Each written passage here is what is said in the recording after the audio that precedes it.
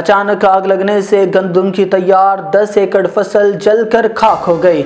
लाखों रुपए का नुकसान। मेलसी से मोहम्मद मुख्तार सोलंकी की रिपोर्ट के मुताबिक नवाही इलाका 2 कोटा के रिहायशी उस्ताद अब्दुल लतीफ पठान, यूसुफ पठान और जाम जावेद की काश्तशुदा गंदम की फसल जो पककर काटने के लिए तैयार थी में अचानक आग भड़क उठी, जिसने देखते ही देखते 10 एकड़ गंदम और सैकड़ों मन भूसा जलाकर राख कर दिया।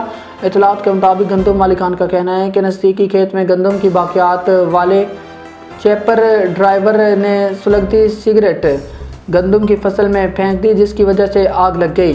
जबकि मुतल्लिका ड्राइवर का बयान मालूम हुआ कि चैपर में होने वाली स्पार्किंग की वजह से आग लगी। मुतासरीन ने मुतालबा किया है कि चैपर मालिकान इनका नुकसान पूरा करें। इत्तला मिलते ही SHO थाना मित्रू अशरफ जहूर अपनी नफरी के हमरा मौका पर पहुँच गए।